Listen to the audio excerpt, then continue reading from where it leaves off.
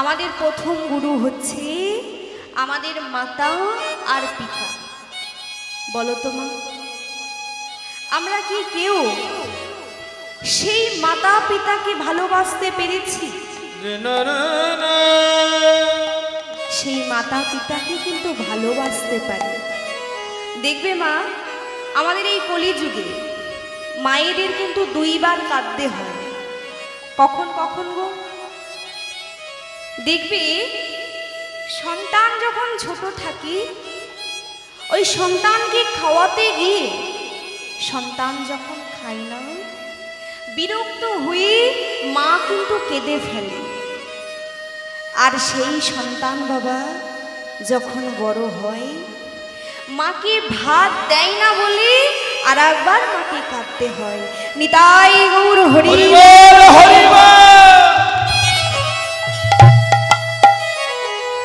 দেখবে মা, মাতা পিতা যখন বৃদ্ধ হয়ে যায়, ওই ভালো ঘরে কিন্তু মাতা পিতার জায়গা হয় না। কেন হয় না গো?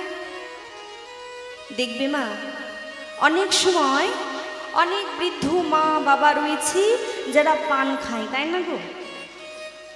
তা ওই পান খেয়ে যেখানে সেখানে থুতু ফেলে ঘর নোংরা করবে ভয়ে ওই ভালো ঘরটাই বাবা মায়ের জায়গা হয় না। কিন্তু মা, দেখবে সন্তান যখন ছোট থাকে, অনেক সন্তানের মুখ হইতে কিন্তু লালা পড়ে, কি তাই তো মা? বলো তো, কোনো মা কি তখন পারে নিজের সন্তানকে দূরে করে দিতে? মা কি করে? সন্তানকে কাছে নিয়ে নিজের শাড়ির আঁচলটা দিয়ে সন্তানের মুখটাকে মুছিয়ে দেয়। মা কিন্তু একবারও ভাবে না তার ওই দামি কাপড়টা নষ্ট হয়ে যাচ্ছে। কিন্তু সেই মাই যখন বৃদ্ধ হয়, সেই বাবা মাকে আমরা ভালোবাসতে পারি না, সম্মান করতে পারি না। বৃদ্ধ বয়সে বাবা মায়ের জায়গা হয় কোথায় গো? ও মায়েরা, কোথায় হয় জায়গা? এক হচ্ছে সিঁড়ি ঘরের তলা বাবা, যেটা বাতিল ঘর, কোনো কাজে লাগে না। আর দুই হচ্ছে বৃদ্ধাশ্রম। একজন মা কি করেছিল, বহু দেশে ঘুরে ঘুরে একটা সুন্দর দেখতে মেয়েকে তার ছেলের সাথে বিয়ে দিয়ে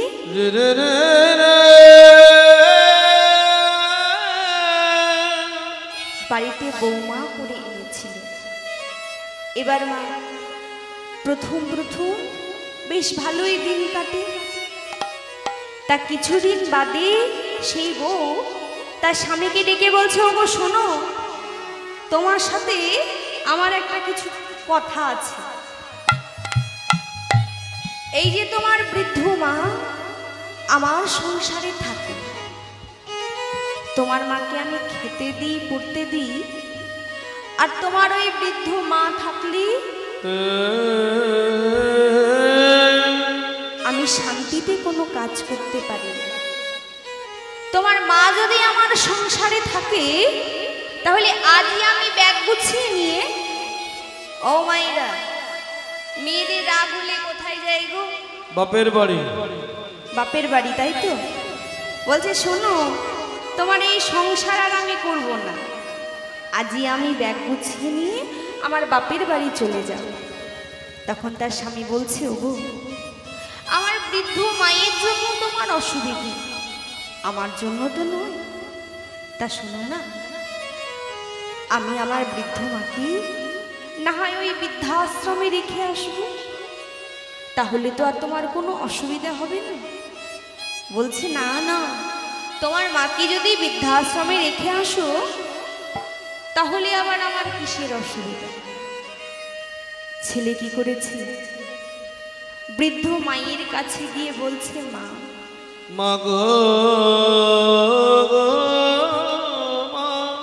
আজকে তুমি তোমার ব্যাগ গুছিয়ে নাও আর সুন্দর করে তৈরি হয়ে নাও। আমি তোমায় একটা সুন্দর জায়গাতে বেড়াতে নিয়ে যাব। যেই না বলেছে বাবা সুন্দর জায়গায় বেড়াতে নিয়ে যাবে, মায়ের তো আর আনন্দ ধরে না। মা সুন্দর করে তৈরি হয়ে ব্যাগ গুছিয়ে নিয়ে ছেলের কাছে এসে বলছে, বাবা দেখ বাবা, আমি কত সুন্দর করে তৈরি হয়েছি, চল কোথায় বেড়াতে নিয়ে যাবি, নিয়ে চল। ছেলে কি করেছে, এক হাতে বৃদ্ধ মায়ের হাতটাকে ধরেছে আর এক হাতে মায়ের ব্যাগটা নিয়ে পথ মাঝ দিয়ে চলে যাচ্ছে।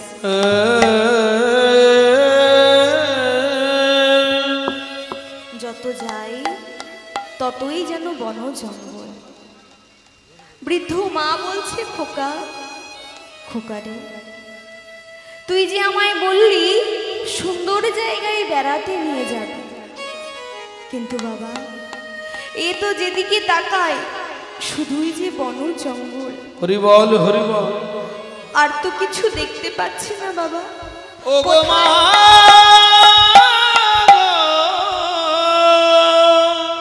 কোথায় সেই সুন্দর জায়গা? ছেলে বলছে, মা ও মা, এই বন জঙ্গলটা পার করে তবেই সেই সুন্দর জায়গা। অবশেষে বৃদ্ধ মাকে ওই বৃদ্ধাশ্রমে নিয়ে গিয়ে বলছে, মা মাগো, এটাই হচ্ছে তোমার আসল জায়গা, আজ থেকে তুমি এখানেই থাকবে। হরি বল হরি বল। তবে মা, তোমার যখন যা কিছু প্রয়োজন হবে আমি তোমায় এসে দিয়ে যাব, তবে তোমার এখানে থাকতে কোনো অসুবিধা হবে না তো? দেখো বাবা, বৃদ্ধ মাকে যখন বৃদ্ধাশ্রমে নিয়ে আসছিল, ছেলে একবারও ভেবে দেখলো না তাদেরকে ছেড়ে থাকতে বৃদ্ধ মায়ের কতটা কষ্ট হবে। আজকে বলছে, মা তোমার এখানে কোনো কষ্ট হবে না তো? মা বলছে, খোকা খোকা রে, তুই যে নিজে আমায় এত সুন্দর একটা জায়গায় নিয়ে এসেছিস, হরি বল হরি বল, এখানে কি আমার কোনো দুঃখ কষ্ট থাকতে পারে বাবা? এখানে যে আমি খুব ভালো থাকবো। কিন্তু জানিস তো খোকা, আসার সময় দেখলাম গগনে যে মেঘের উদয় হয়েছে, জুড়ে জুড়ে বিদ্যুৎ চমকাচ্ছে, তুই তো এই পথ মাঝ দিয়ে বাড়ি ফিরবি। ও গো মা গো, দেখিস বাবা, ওই পথ মাঝে তোর যেন কোনো বিপদ না হয়। ছেলে এমনই পাষাণ মা, বৃদ্ধ মায়ের এমন কথা শুনেও পাষাণ ছেলের হৃদয় গলল না। বৃদ্ধ মাকে বৃদ্ধাশ্রমে রেখে যেই না চলে আসছে, ওই বন মাঝে এসে হঠাৎ যেন ছেলের চেতনা জাগলো। মনে মনে ভাবছে, এই আমি কি কাজ করলাম যে মা 10 মাস 10 দিন গর্ভে ধারণ করে এত কষ্ট করে এত জ্বালা যন্ত্রণা সহ্য করে আমায় এই পৃথিবীর আলো দেখালো, আর সেই মাকেই কিনা আমি বৃদ্ধাশ্রমে রেখে আসলাম। না, আমি তো কাজ ভালো করিনি। ছুটতে ছুটতে বৃদ্ধাশ্রমে গিয়ে মায়ের চরণ দুটিকে জড়িয়ে ধরে বলছে, মা মাগো,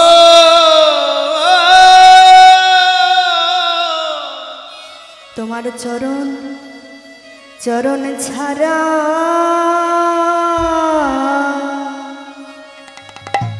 আমায় করো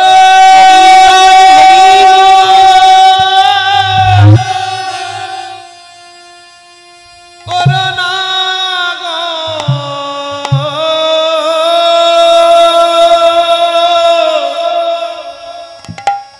ও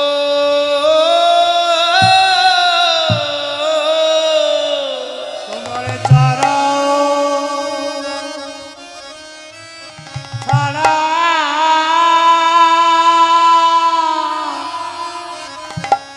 আমায় করো না মা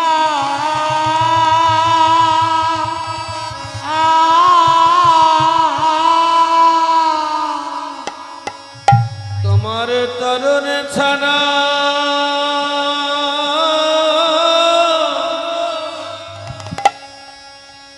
ও গো করো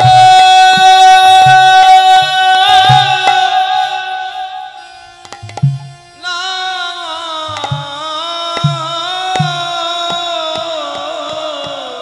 তোমার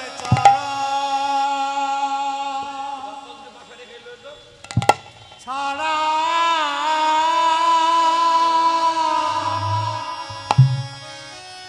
ও গো করো না মা ও গো এ জনম না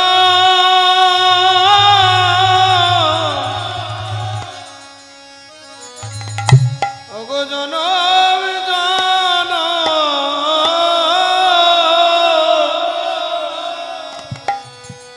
তোমার চরণ সানা ও গো কোন হয়ে যায়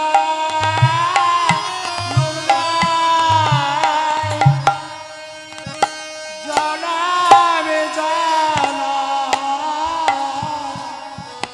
জড়রে ছাড়া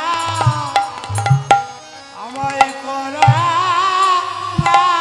না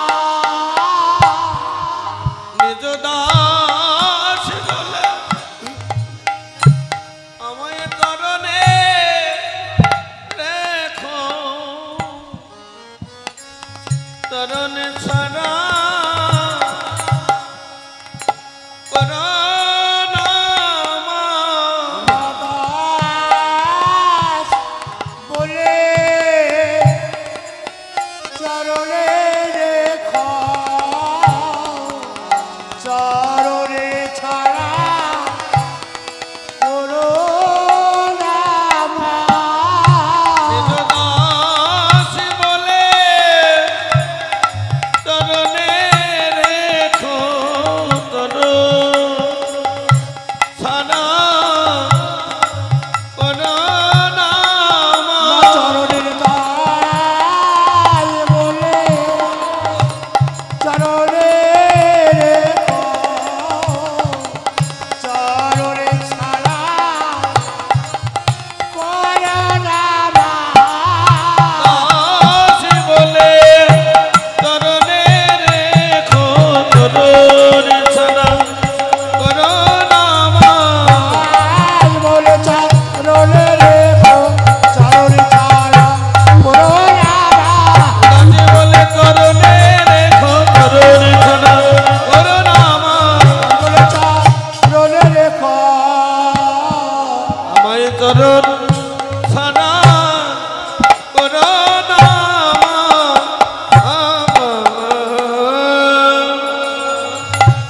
ছেলে যেই না ওই বৃদ্ধাশ্রমে গিয়ে মায়ের চরণ দুটিকে জড়িয়ে ধরে বলছে, মা আমি যে অন্যায় করেছি অপরাধ করেছি তুমি আমায় ক্ষমা করো। হ্যাঁ গো মা, সন্তান যদি ভুল করে বাবা মায়ের কাছে ক্ষমা চায়, কোনো মাতা পিতা পারে নিজের সন্তানকে ক্ষমা না করে থাকতে?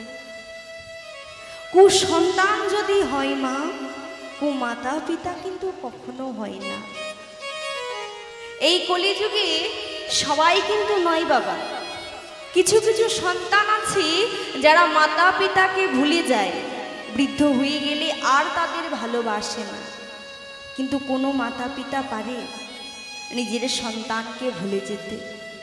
তদ্রূপ গৌর হরি হচ্ছে আমাদের পিতা।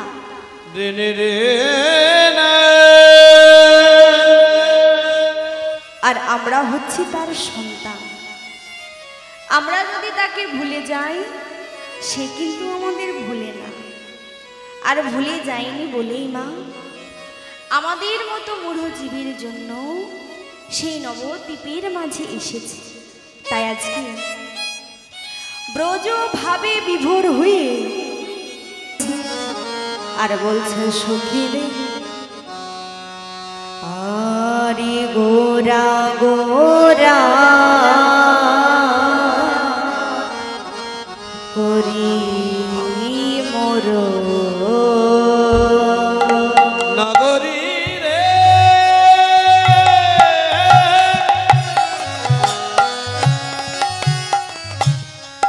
ও নদিয়ার নগরী রে, নগরী রে, নগরী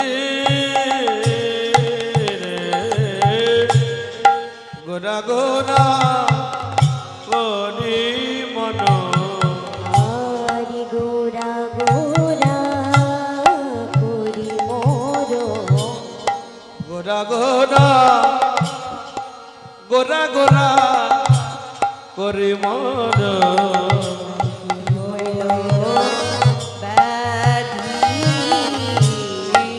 গোরা গোরা করি মর, কি হইল ব্যাধি,